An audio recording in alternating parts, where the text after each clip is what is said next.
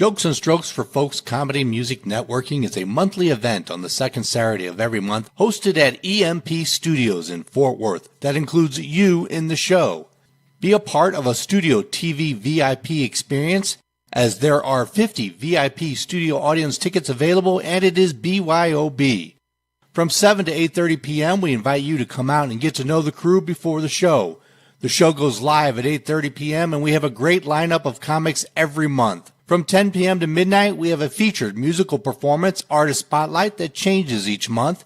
A portion of the proceeds go to the following nonprofits. 20% goes to the North Texas Warrior Golf Association and their mission of 0 veteran suicides, and 20% goes to the Texas State Songwriters Association, supporting artist development. We hope you come out to enjoy a night of music and comedy at Jokes and Strokes for Folks. Ticket information can be found at jokesandstrokes.com.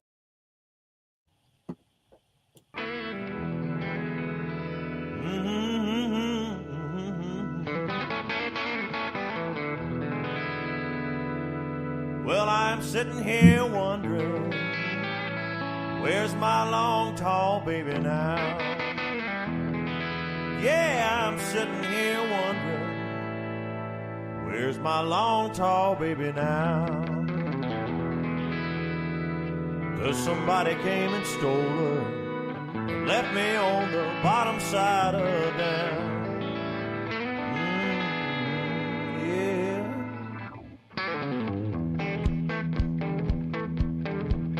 I used to take her out on Saturday, and a swinging we would go. Yeah, I'd take her out on Saturday, and a swinging we would go. Now I would do most anything just to swing that gal once more. She always felt like a dream right here in my hands. Any cat who's played around with her would understand why I'm bluer than a hound dog, barking up a tree, crying, please, please, please, Big Bertha, come on home to me. Big Bertha, we have Randy Seymour in the studio with us today. He's been here a few times. We absolutely look forward to hearing what he has going on. Randy, how are you doing today? Doing great. How are you, Cynthia? I've been doing a lot better. That's good. It really is. I know that you have been performing since you were 15 years old.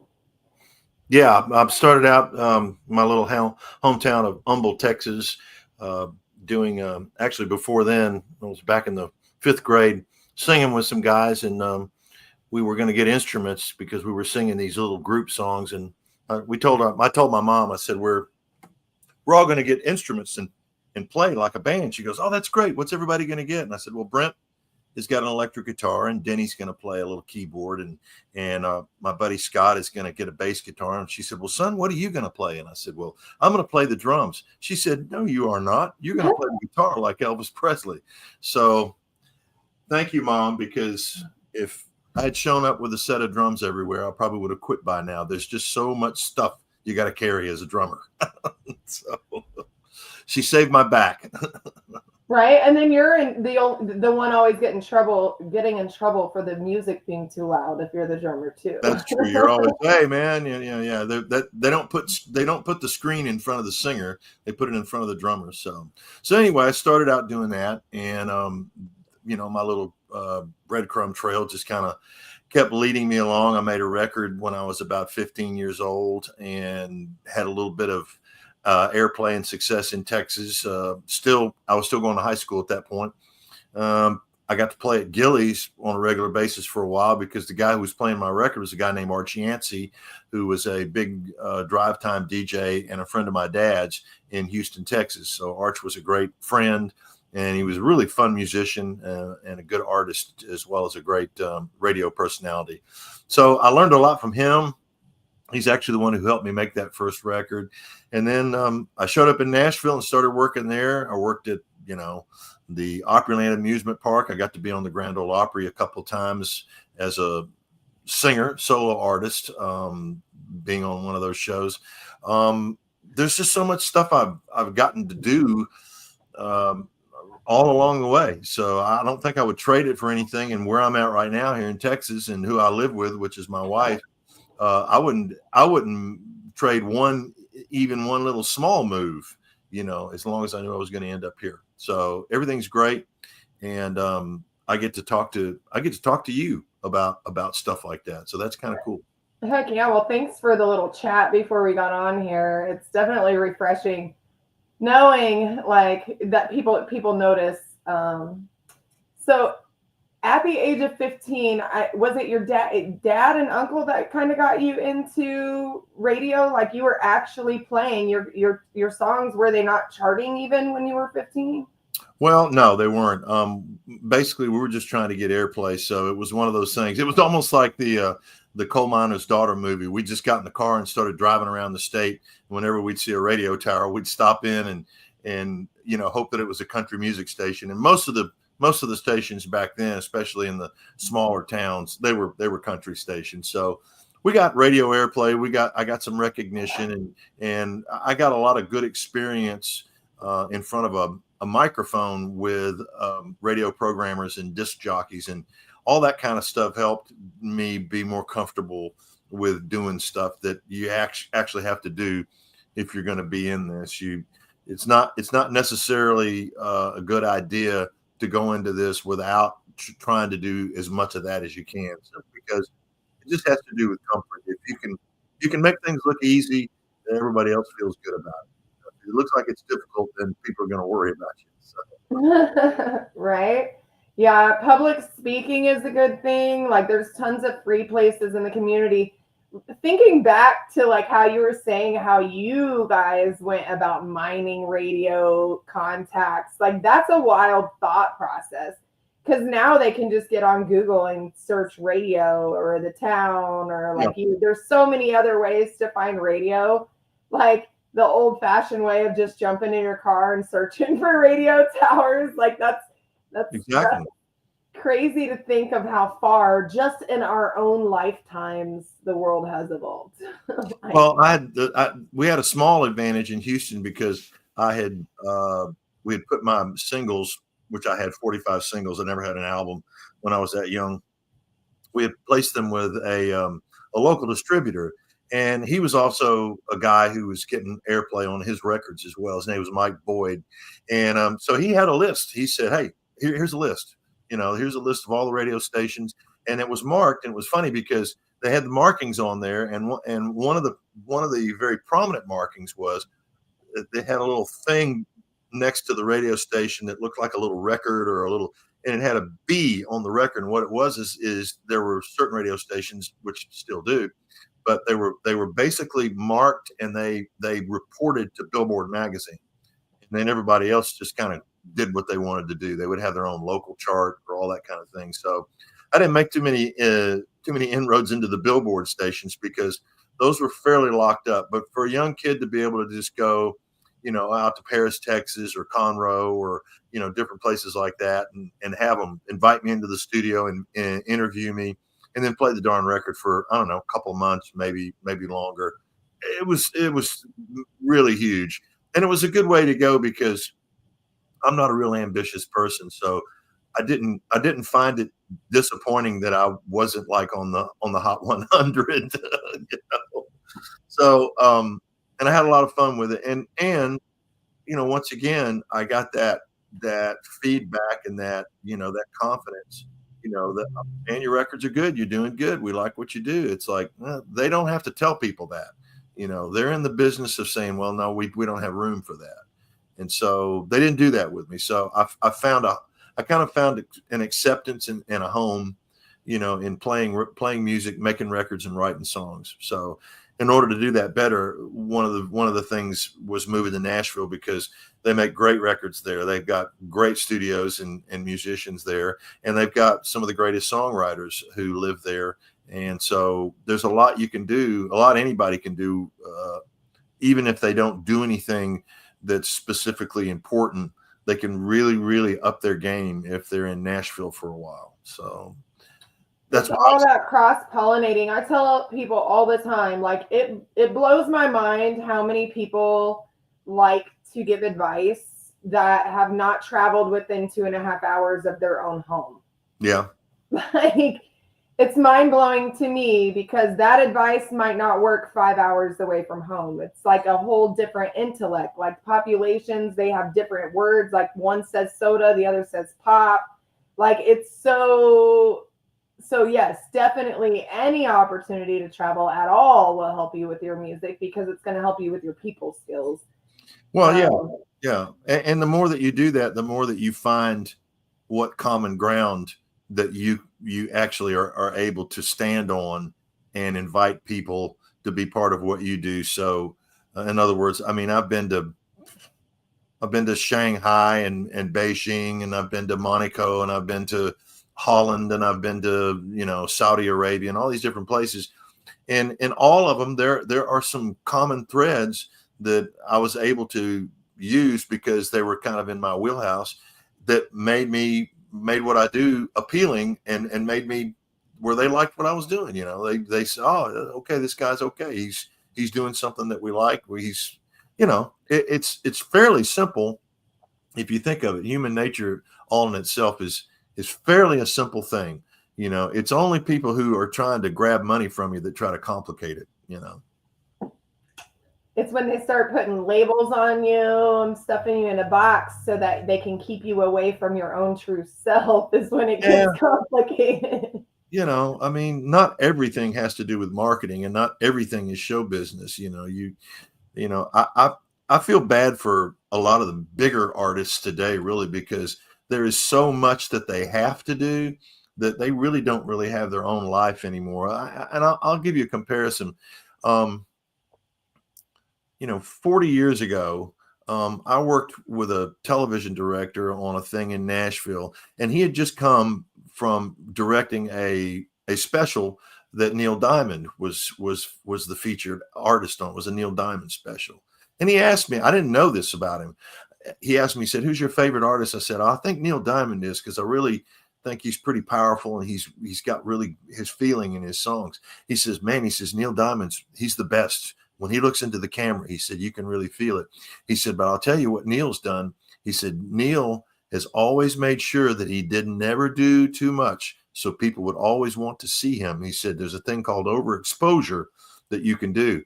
Well, Cynthia, now you can't get enough exposure. I mean, people like Taylor Swift and people like that, they got to be on all the time. They have to be seen all the time.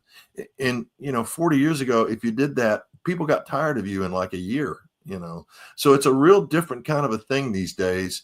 I don't know exactly what changed, but I'm kind of glad I'm not one of those type of artists, because that's really, really hard to keep up with. I mean, my hat's off to anybody who can keep up that pace these days. And I know that they got a lot of people helping them, but they still got to be on. You still got to look good. You still got to sound good. And you know what?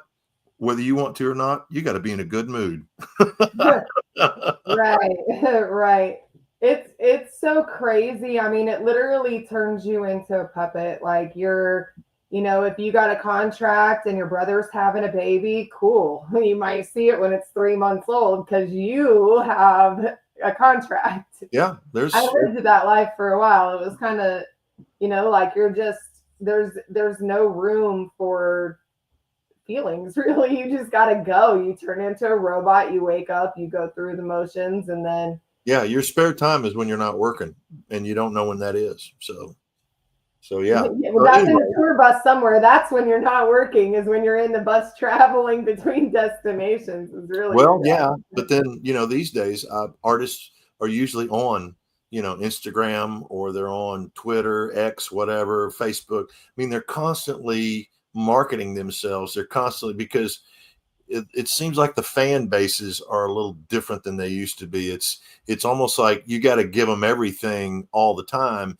instead of just giving them what you should be giving them, when the time is right. It's a little different dynamic. It's almost strange, and it kind of borderlines on. Well, I would say borderlines, but no, I think it's into the fanaticism category on a lot of levels. Well, would you say also, because I have been in under other industries, the entertainment wise, and I know that scenario is a carryover to other industries. Like when I still feel like a lot of the world is still dealing with the September 11th aftermath. I mean, because, we before September 11th gave everyone just a little bit so that we could monetize off of it. But then when September 11th happened, no one was, like the whole world was at a standstill. No one was out spending money that they didn't have to spend because we didn't know if we were going to war. And I really feel like that was a turning point where people, lost their own value and started giving more and more and more away because they had to get that attention, because the whole world was just, who knows what was happening at that point, Yeah, it was a game changer for sure. I know that you went to Belmont University in Nashville after you moved up there, and you studied modern recording and pro songwriting. Obviously shows that, the studies paid off. But are you using this only for your craft, or are you doing recording, helping other artists? Where all have you taken that education? Well, behind me here is my little post-production, my little production studio that I do a lot of work for other people. People will send me things to add guitar parts or vocal parts or things like that, or I'll end up either producing part of a record or a whole record or something like that. So most of this stuff, it's mostly people who just want to do something and they like what I do. So they go, okay, let's get in on this. I work on this guy's records. His name's Trey Twitty. He's the grandson of Conway Twitty, and he's pretty hot product these days. He goes out and does shows with Loretta Lynn's granddaughter, and they just tear it up out there. And Trey's a great guy, and he's a good singer, and he's doing it the right way. He's doing it for the fans, as they say, and they love him. So I get to sing on his records and do some guitar parts and things like that. And I've done some other stuff in the past. I've worked on a Dan Fogelberg tribute record that was put together by Irving Azoff. I sang some vocals with Randy Owen and played some banjo and played some guitar and, this and that and so forth. So, I've kind of been, around it, but I don't have I guess I just have a lot of irons that are in different fires instead of a lot of irons in one fire, you might say. And of course, playing live, that's really my favorite thing to do anyway, because you can kind of get a little instant gratification, so to speak, from being with people and having them really get into what you're doing and enjoy and seeing what they like. A lot of times, when I'm seeing a song of mine on the radio charts, I'm really happy about it, but it's hard for me to kind of grasp that because I'm not seeing people's faces, going, man, oh, hey, turn that up, Right. Yeah. So he needs you guys to send videos of you in the car going, hey, turn it up. Yeah. And tag him in them so that he can get that joy of you listening to his music. Yeah. Maybe that's the next deal. I don't know, but it's just, it's something that I learned and I learned some of that at Belmont, but to tell you the truth, I slept through most of that because it was always so early in the morning. So I learned a lot of stuff by trial and error. And believe me, there's a lot of error. If we had to put it on a scale, it would really fall over from all the error. And life literally is trial and error. They say that, you learn more from experience than you will ever learn from a textbook. Oh, yeah. There's actually a scientist that's been around since the beginning studies of mental health, and he's doing seminars telling all of the doctors to put their textbooks down and quit remembering the stuff they read and start listening to their patients, because everything he's learned being a scientist in mental health has been from his patients, not a book. Yeah. Well, and really, go out and actually do something stupid instead of reading something smart, because you'll remember what you did if you do something stupid. You'll remember what doesn't work. That's right. And if they tell you that you're crazy, just remember they told Einstein that he was crazy too. Oh, yeah. And they used his genius craziness every single day. You know how crazy the world would actually be if Einstein wasn't crazy? We'd all be in the dark. Yeah, but some things work out even though people don't want them to. So that, yeah, exactly. Through college, you opened for some pretty big names: Hank Williams Jr., David Allen Coe, Amy Grant, Vince Gill, Leanne Rimes. Which one was your favorite? I think Vince, just because I got along with him simply because we were both kind of like laid back, and Hank Jr. is actually a great guy, but man, he's another one of those people that he's on all the time. He's big. He's got a big personality. When you look at his face and you look at him, his personality is exactly what you see. He's David Allen Coe was that was a strange experience. It didn't. I opened a couple of shows for him, and he always brings his entire entourage with him, which is really sort of like a moving commune with motorcycles and sound equipment. And it's just crazy. But I will say, once he steps up to the microphone and he starts singing his tunes, there's no denying why that guy became who he is, because he just has it. He has that, whatever that X factor is, he just has it, and no matter how old he is either. When I opened shows with him, this was back around 1983, 84.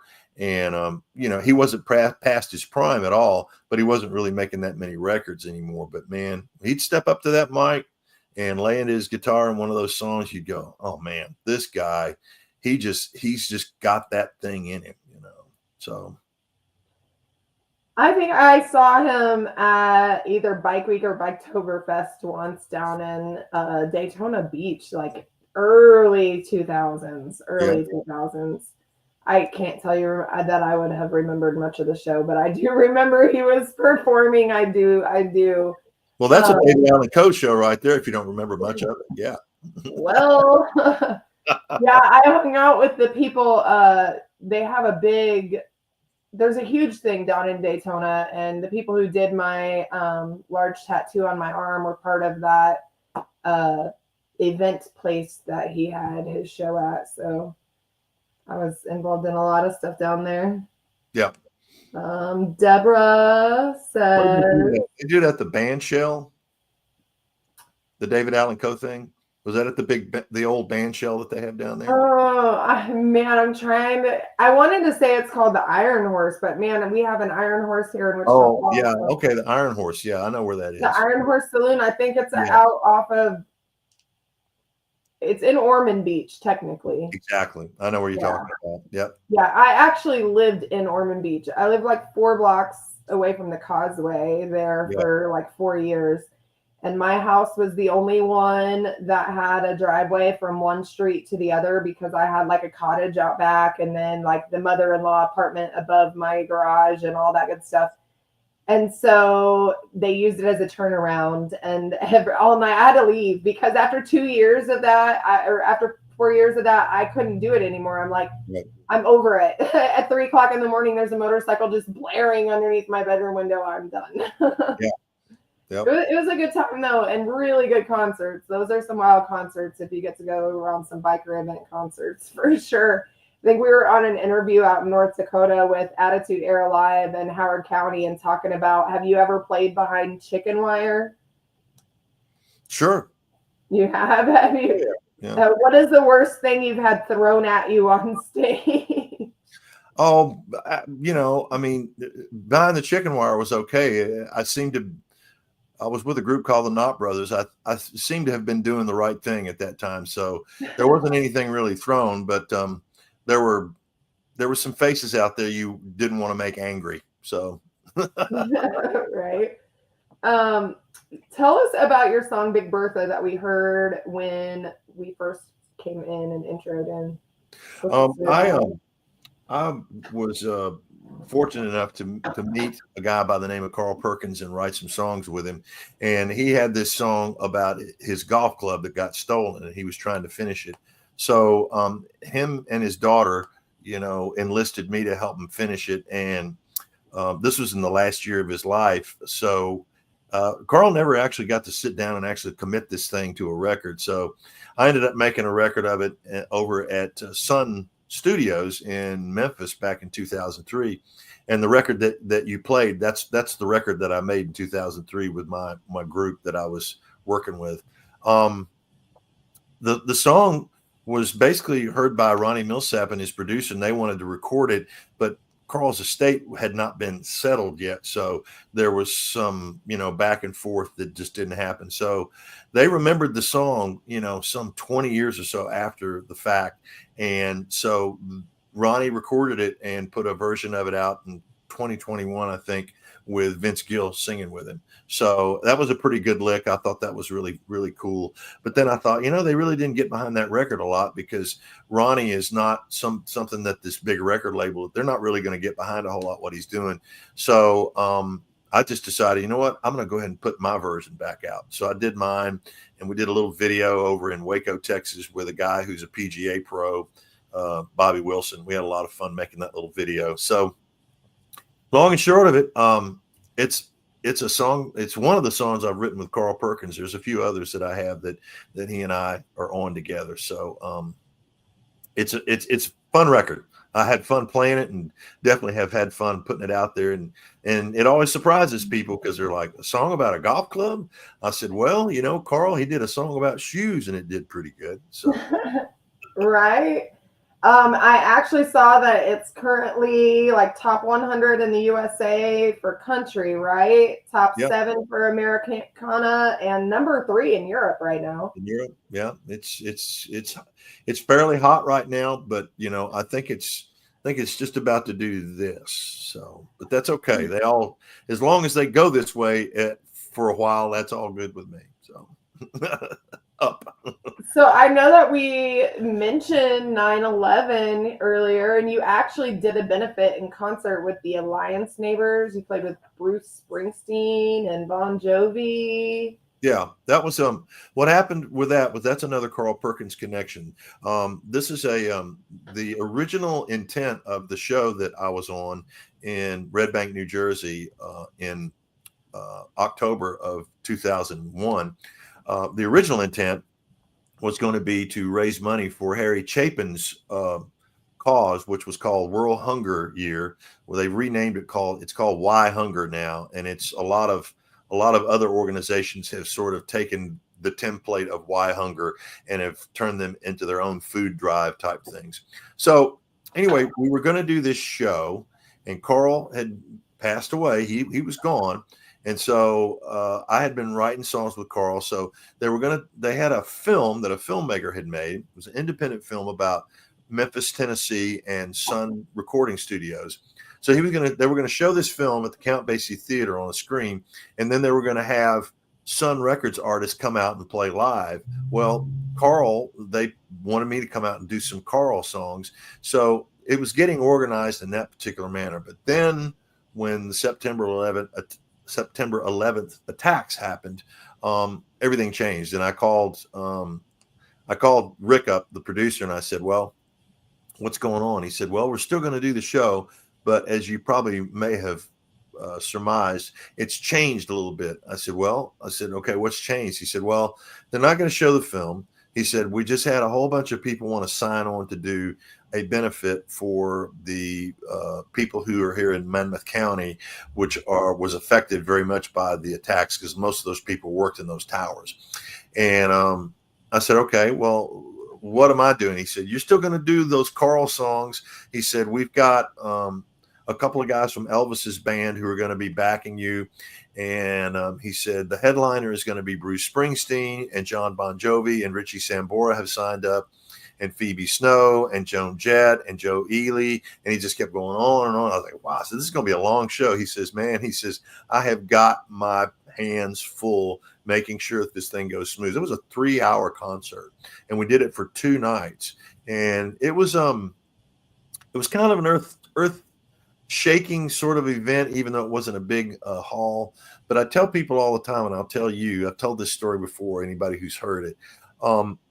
I got to do something that night that kind of took everything that I knew about everything that was probably good that could ever come out of me and use it to maybe shed a little light on something. I got to sing some songs from a guy that I dearly loved. I got to get in front of some people who were really hurting bad. And I actually got to minister to some people backstage on a, casual basis, so to speak. Pray with them, and these different kinds of things. And all this stuff, most of this stuff came from what my mother taught me about Jesus and about our Lord and God and spirituality. And all of that got summoned. And all I can say is, if I had died the next day after doing all that, I would have been satisfied to know that whatever it was I was supposed to do when I came to this world, I got to do it. That was it. Right. It's I'm gonna bring up Einstein again because I have always like been too much, or I get that, hey, you're crazy, because my ideas, I dream bigger than most people. So I read the other day, and it's actually my pinned post now because it's so powerful, is that Einstein wrote a letter to his daughter and said, leave this sealed for tens of decades until the world is able to process it. And I don't know that they ever will be able to. I have the answer. And he broke it down that love multiplied by the speed of light squared equals God, and God equals love. And if you look around at the world, and the two things that are very much missing, I'm not going to say that Einstein was as crazy as you all thought. Yep. Jenny says, Randy touched so many lives at that concert and received a standing ovation. Audiences had tears in their eyes. He touched so many hearts. It was her favorite performance. And Deborah says Big Bertha was her favorite too. And she was here in the 80s. And the trash motto is, don't mess with Texas. That's right. Don't mess with Texas. I still say that. I want to segue into your next song since we were talking about Elvis. You want to give us a little back scoop of Before Elvis? Yeah. This is a song that is a true story. What happened is my mom moved to Memphis right out of high school, and she got a job with an insurance company, and her parents were divorced. So she took her little brother with her and took her mom with her. Her little brother was Uncle Gene. Uncle Gene was going to high school, and he liked a girl who was going to another school that he wasn't going to. So he just quit going to his and started going to hers. Well, the high school that she was going to was a little place called L.C. Humes High School, and Elvis Presley was a student there. So he got to hang around and see what Elvis was like before Elvis was anything. And he said, Randy, nobody even knew. We just thought he was a strange, weird kid that was showing up every day to get beat up on by somebody. We had no idea that he would have done what he did. And I said, well, what took you so long to tell me this story? He said, I wanted to come up with a good line for a song. I said, well, what is it, Uncle Gene? He said, before Elvis was a king, he was a high school teen. I said, well, that's good. That's good. So we worked on that and we wrote it. He loved the song. I was actually able to get it done and play it for him while he was still around. But the record came out a couple, 2 or 3 years ago now, and it's just a fun record, and it's a true story. I think that is one of the most awesome parts about being a songwriter, is having the ability to do things like that. And so we got invited to do career day for the school system. And we have Peyton Riley, that was our female songwriter of the year last year. And she's doing a lot now to help with artist development with the youth, and the Love Heals Youth program, which is like an adoption program. She does a lot for them. And I took her song and sang it at the school. But that was one of the things that I had talked to them about was, when you're listening on the radio and you hear, all these favorite songs of yours, music gives you the opportunity to actually connect with those people. They're real people. And you can do that in many different aspects. There's so many different positions to be in when it comes to being in music and entertainment. And it's a fun deal. I mean, that's literally when life makes the full circle, when that happens, when you're able to, write a song and actually get the person you wrote it for to acknowledge it, that you grew up inspired by, like that's life making a circle for sure. We're going to listen to Before Elvis. All right. Let me tell you all a story about my Uncle Gene. See, Uncle Gene was just 16 in 1953. He was a junior at Humes High School in Memphis, Tennessee, when he met this kid in English class who changed all history. So come on, my friends, I'll take you back again in my rock and roll time machine.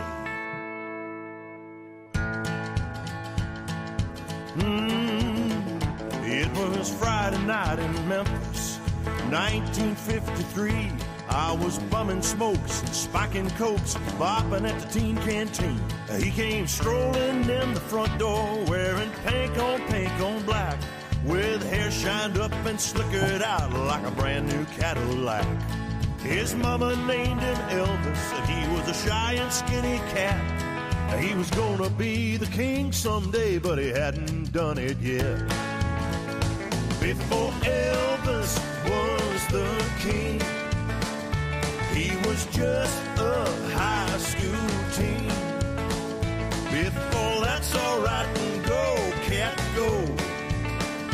He was just a kid in funny looking clothes. You wouldn't have believed it if you could have seen before Elvis was the king.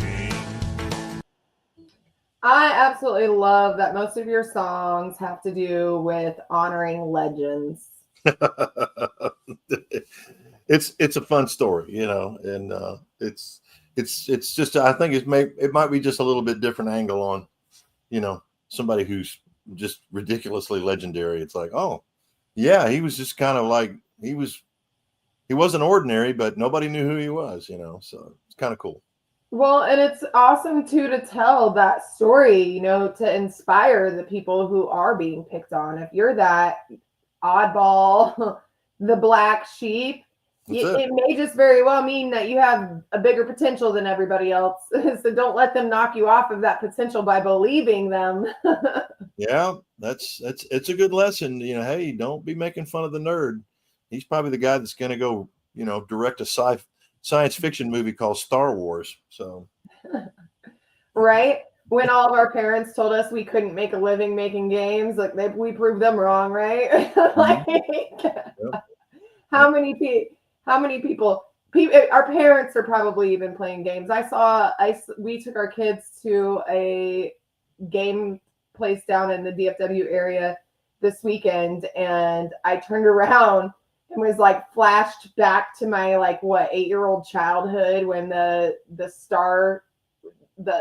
shooting game on the Atari where you had to shoot those alien ships. They had it on a big 12-foot screen video game, and I'm like, oh man, everything goes in circles. Yeah, exactly. Crazy.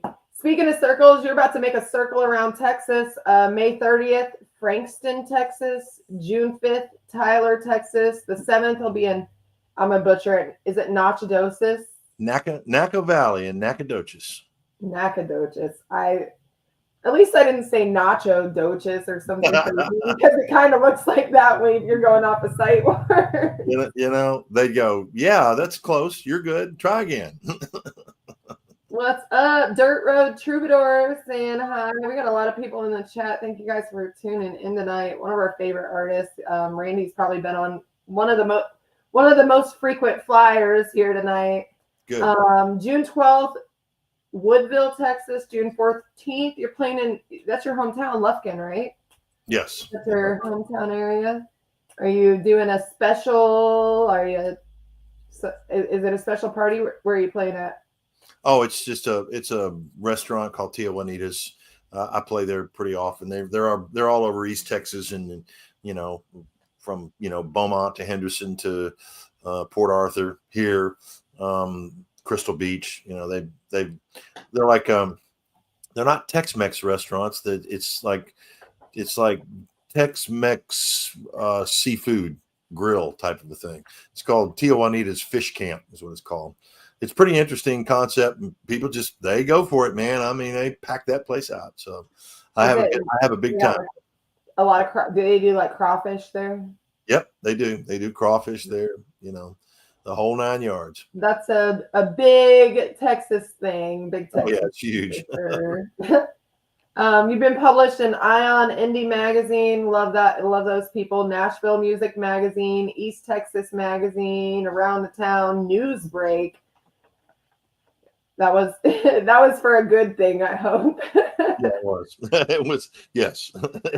I always get those little flashes, and they're all dramatic. I'm like, uh-oh, what's going to be up to? No, I wasn't on the police blotter or anything like that. So. No busted report. That sounds like a song in itself. Right. I wasn't on the busted report. You have a new song coming out. Lori Tyson says, Randy is my favorite entertainer to go see. That is such a sweet thing to say. Mm-hmm. Your new song coming out, is it like Cats in the Cradle and the Silver Spoon? Is it like that one? That's it. Yeah. Yes. Yeah. Oh, I can't wait to hear your remix on this. Tell us about what you got going on with this song. Well, this came along not by accident, but the same guy who produced the show in Red Bank, New Jersey for the 9/11 benefit. He called me up recently and he said, Randy, he said, I'm producing a television project called Cats in the Cradle. It's about the song and about Harry Chapin. And it's 50 years old and people have requested, you know, that something like this needs to be out. So he basically put this thing together, and he's got a lot of people who he interviews and he talks to, Judy Collins, Billy Joel, a lot of different artists are on it. And some of them are doing a little bit of singing. And then he said he wanted to interview me. And I said, well, Rick, I'm not sure that I belong in here. He says, no. He says, Harry, you know, first and foremost was a great communicator, a songwriter and all that kind of stuff. And he says, I consider you a great songwriter. And I said, well, okay, I'll take it. He said, but I wanted to get a songwriter's honest take, you know, and feedback on the song. And so he said, you know, me and the other guys who were putting this show together, we talked about it and we thought you'd be the guy. And I said, okay, you know, I'll do what I can, and don't let me bring your ratings down. So it's going to be a television special on Amazon Prime, and it'll be on iTunes and all that kind of stuff, and Apple Music as well, and Apple TV in November, around the first week of November, I believe it's when it's going to premiere. So I said, well, I got a version of this song I play all the time. I said, I don't know if you guys would like to hear that. Well, we'd love to hear it. So I played it for him, and while I was playing it for him, I recorded it, and it turned out pretty good. So I went ahead and just produced a record off of it. It goes like this. A child arrived just the other day. He came to the world in a usual way, but there were complaints to catch and bills to pay. I learned to walk while I was away, and he was talking for a new, and as he grew, he said, I'm gonna be like you, Dad. No, I'm gonna be like you. And the cat in the cradle and the silver spoon, the little boy blue and the man in the moon. When you're coming home, Daddy, don't know when. We'll get together then, Dad. You know we'll have a good time then. Well, sometimes the other day, he said, thanks for the ball, Dad, come on, let's play. Can you do it, bro? I said, not today. He looked at me.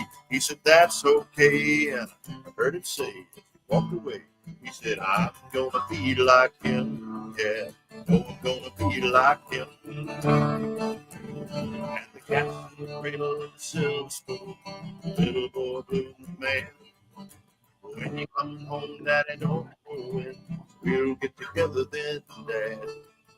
Oh, we'll have a good time then. And you'll hear the rest of it when it gets on the radio, because that shouldn't be too long from now. Pretty excited about that.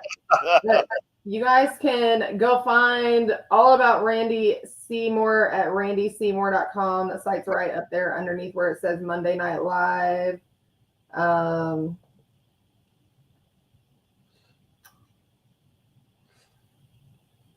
Yeah, we we got lots of people chiming in the comments. You're gonna have to go back and check those out. Y'all make sure you go find these songs, add them to your playlist. If you don't have a Spotify playlist, go create a Spotify playlist. Go create a Monday Night Live Texas Brew Radio Spotify playlist and add all your favorite songwriters from all of our interviews to that playlist and support them. And the more playlists they get on, the more opportunities they get to get seen. And then one more thing, actually share your playlist. That helps. That helps. Do it, people. Or he'll be back. I'll be back. What, any other, I know we talked about the new song, anything else exciting coming up, or that you just feel like getting off your chest, or any words of advice or anything? What's the it's hard to believe, but things couldn't be any better.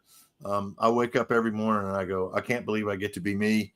And I just want to make sure that I do something, for somebody else with that, if I can.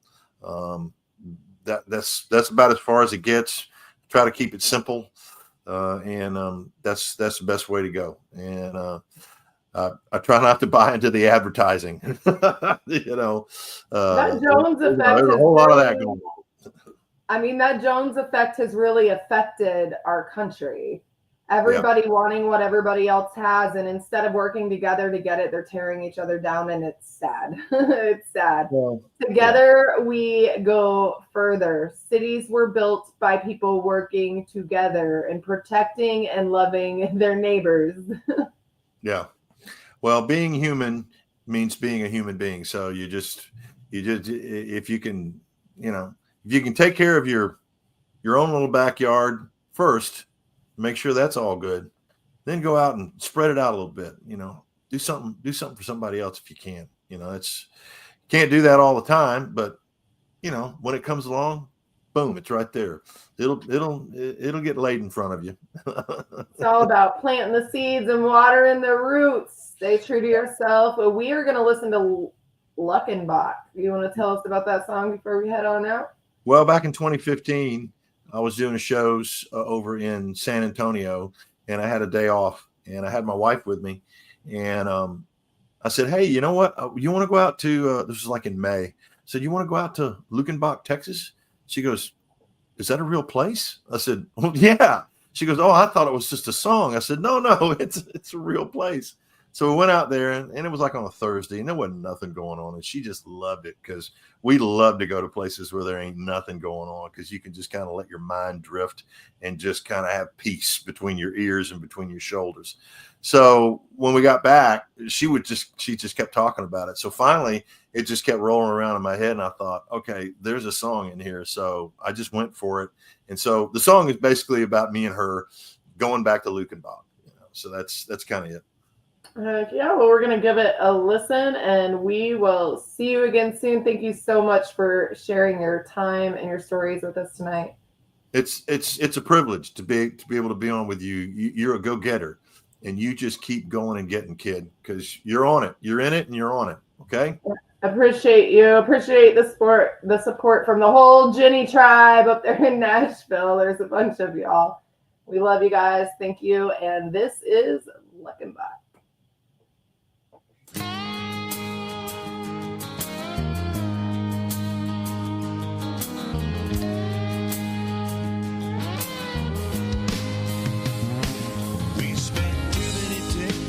Working the time clock, dead on our feet. Too many nights going to bed, just going to sleep. Ending the days like they begun, never dancing to questions I'm asking you now. Do you want to go to Lukenbach, or Wailing and Wailing, feeling no pain? Or go walking up, drive off roads, make a little of it in the summer rain? Take another trip to Arizona, watching the sunrise over the mountaintop. When you're in love, it doesn't take a lot, like you was going back to Lukenbach. Don't forget, tune in here every Monday, 7 p.m. Central Standard Time. We go live. We highlight a new artist every week and look forward to bringing you some new favorite music. Week April 11th through 18th, new song of the week. Y'all voted Matt Tejeda and the Backwoods Band for Honky Tonk. We got second place, Anthony Price, Trying to Make a Name. Check out both of those songs. You're going to love them. Our fans picked them for being the top favorites. TexasStateSongwriters.com/do we keep it. Every week, you tell us which song's your favorite new song of the week.